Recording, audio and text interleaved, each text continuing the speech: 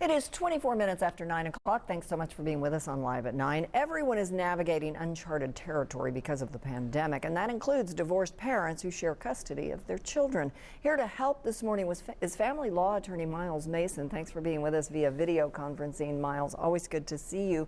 So let's take an example. If you share custody and you have some visitation, but you're ordered to stay in place, how do you navigate that? Because it's a legal order that your child would move from house to house.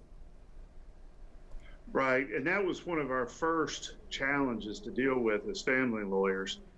In almost all states that had courts that issued some sort of pre-order, if you will, most states say, go ahead and make the exchanges. Most stay-in-place orders exclude exchanging the child. But the real problem came when one parent has a much greater risk for exposure. Right. Let's say someone who works in the health field or is a first responder and is out very much in the public. Or, frankly, parents often have different perspectives. Let's say there's someone who truly believes we're not at risk and this is not a real thing, and I want to take my child on vacation to some of the Florida beaches that are open.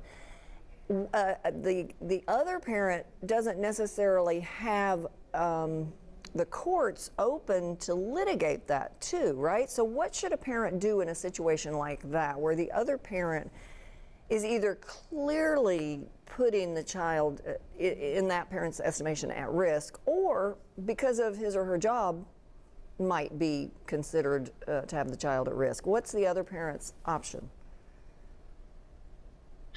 It's very difficult. Obviously, without access to your particular judge, there's no way to know exactly how a judge or any particular judge is going to rule on it. That being said, a child just being exposed to another parent who is a first responder is probably not enough to switch custody in terms of refusing visitation for the other parent.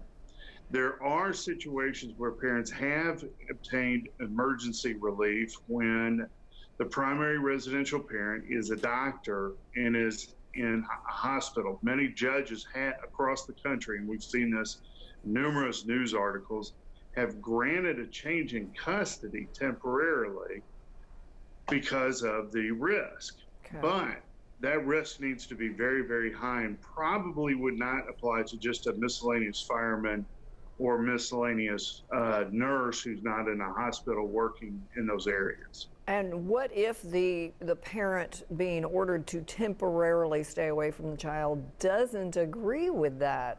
I mean, does that further complicate it? It does, because that parent's most likely to call their family lawyer and threaten to file a petition for contempt for failure to follow an existing court order, which many judges will enforce later. Now, the missing piece to this is if a parent is at risk to exposure and is losing out on parenting time, what that parent needs to do is be very specific and in writing try to get makeup time scheduled.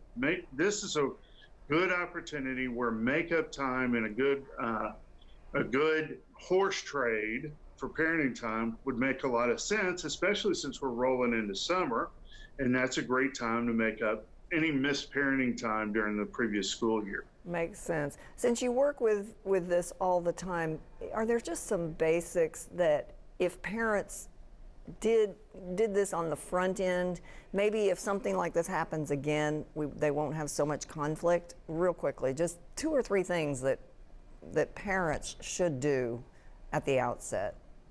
Right, they should have a decision on right of first refusal if they're not available to take the custody. 2, have a very specific parenting plan provision regarding makeup time, because you don't want to have makeup time ballooning up to 6 months. So you need to be able to do your makeup time. Finally, you need to have specific provisions regarding FaceTime, Zoom, Google Hangout time with seeing your child every day. I think that's going to become a much bigger issue in the future as a result of this pandemic. All right. We are all learning how to fly the plane while flying the plane. Thank you, Miles. We appreciate it. Thank you.